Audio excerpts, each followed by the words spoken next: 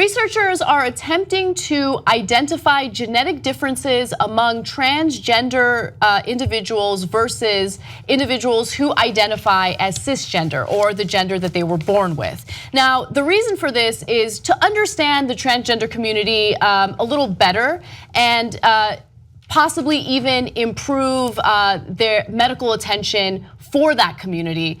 But it also, of course, has something to do with political reasons as well. Now, the researchers aren't studying this for political reasons. They simply want to improve healthcare for the trans community, but some are worried that this could have some political ramifications. So I'll get to that in just a second. But first, 5 research institutions in Europe and the United States, including Vanderbilt University Medical Center, George Washington University, and Boston Children's Hospital, is looking to the genome, that's a person's complete set of DNA, for clues about whether transgender people are born that way. And so, of course, whenever it comes to the LGBT community, there is this debate about whether or not that lifestyle is a choice or if it's an identity that individuals are born with.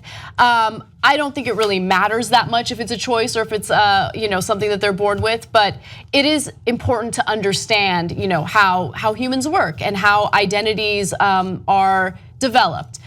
So researchers have extracted DNA from blood samples of 10,000 people, 3,000 of them transgender, and the rest non-transgender or cisgender. So one of the researchers says that knowing what variations transgender people have in common and comparing those patterns to those of cisgender people in the study may help investigators understand what role the genome plays in everyone's gender identity. Yes, so look, this could be great and it could be disastrous. So let's talk about the good stuff. First of all, if there's health conditions that afflict transgender people, maybe this could help figure that out and help lead to treating them, okay? So that's the primary reason folks are doing it, and that's great news. The other thing that it could show is that, no, it's not a choice. Somebody didn't wake up at the age of 14 or 18 or 28 and go, I'd like to be a different sex. Yeah, just because, the fact that conservatives believe that is mind-boggling. Like, really, you thought they just woke up one day and just thought it was cool or fun or hip, right? And did gender reassignment surgery. I can't believe they believe that. Okay, so at least that would, if you find it in the genes, that would put that to rest. No, they were obviously born that way. On the other hand, the potentially disastrous stuff is, well, if you have it in the genes, now we can manipulate genes inside embryos. So will it lead to people trying to cure them? Right, or if the person is already born and identifies as a different gender than what he or she was born with, will this lead to people supporting, treatments? I forget what they're called. They still do it for gay individuals, and they're ridiculous. The gay therapy, the conversion therapy. The conversion therapy, thank you. Is there gonna be this emergence of conversion therapy for the trans community, which is hideous? Look, why are people so obsessed with hating on individuals that have no impact on their lives whatsoever, right? So I don't think it's a choice. I don't think anyone chooses to be part of a community of people that are regularly discriminated against, have to deal with violence, in a lot of cases murder. The suicide rate among the trans community is insanely high because of high levels of depression. I don't think anybody chooses to go through all that. But with that said, even if there was some evidence indicating that they're not born that way and they've decided that they want to go through the hell of what it's like to be a transgender individual in the United States. Why does it matter to conservatives? Like, why does that bother them so much?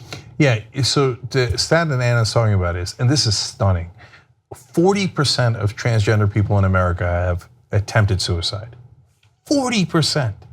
That is unbelievable. And you think people are going to choose to do that, right? So, okay, now, but it doesn't, look, I'm always for science. So I want to study it and I want to figure it out. And as long as we have the truth, it's up to us to figure out what to do with that truth, right? Okay, and so by all means have at it. And then you might find out, and I had this very interesting interview with an author on the show that studied what society calls perversions. They're not really perversions, they're just different fetishes, okay? And he found out that, he said, oh, you developed them between the ages of 4 and 9. And I said, well, look, you might actually develop them between 0 and 4, we just don't remember that. He's like, that's a good point. So let's call it 0 to 9. And I said, well, if it's true for fetishes, could it be true for being gay? And he's like, well, I guess that's, and he was gay himself, but he's like, yeah, I guess that's theoretically possible. So, but it doesn't mean that that's a bad thing. So if you developed, let's go with our standard fetishes, a foot fetish, right? And so what? Why do we have to cure that, right? If you became you're LGBT, I don't think that's what it is. Right. But let's say that they found out that is what it is. But they just think by definition it's a bad thing, right? And the reality is, it's just because of what your preachers taught you, whether you're Christian or Muslim, etc. I think it even goes further than that, because I think that there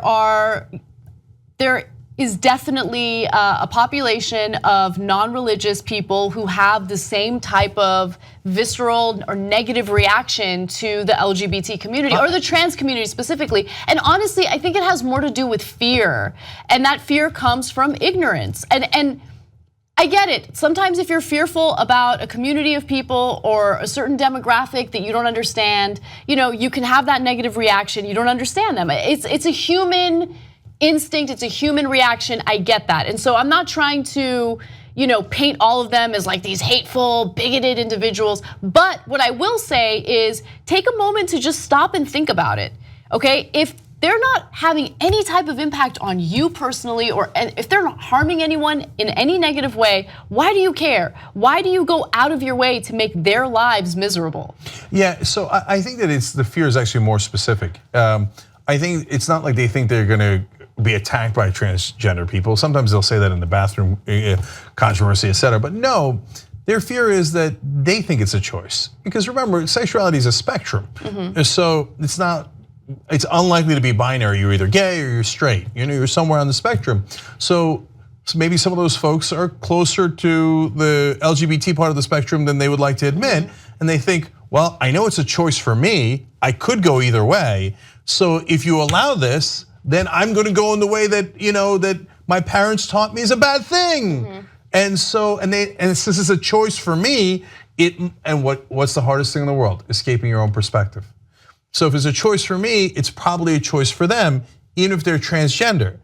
Look, and that's where that goes in the spectrum is a whole different thing. But if you're going to gender reassignment surgery, you are clearly at a minimum at one end of the spectrum, right? And so that's not as much of a choice as you think it is. If you're a conservative and you think I could go with guys or I could go with girls, don't give me that choice. I don't know the choice I'll make. And look, finally, two last things here. If we're gonna study this, for God's sake, pick real scientists. Because unfortunately, there's some clowns, right-wing scientists like this guy, Paul McHugh, who's a professor of psychiatry at Johns Hopkins, which it's a great school, right?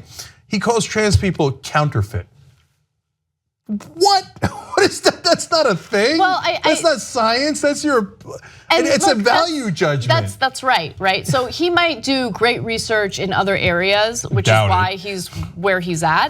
But he has a clear bias there, because if you start with the trans community consists of counterfeit people, well then that bias is gonna maybe bleed into your methodology a little bit. Of course. Yeah. And then he said, this is actually worse. His last statement on how do you know that it's a choice and not that's something they're born with? He says, if it were obvious, they would have found it long ago. Oh my God, don't let him do the research. Okay. He's not doing the, by the way, with the research that I mentioned earlier on, he is not involved in that. So, yes, so do real research on it. Let's find out what it is and it's fine.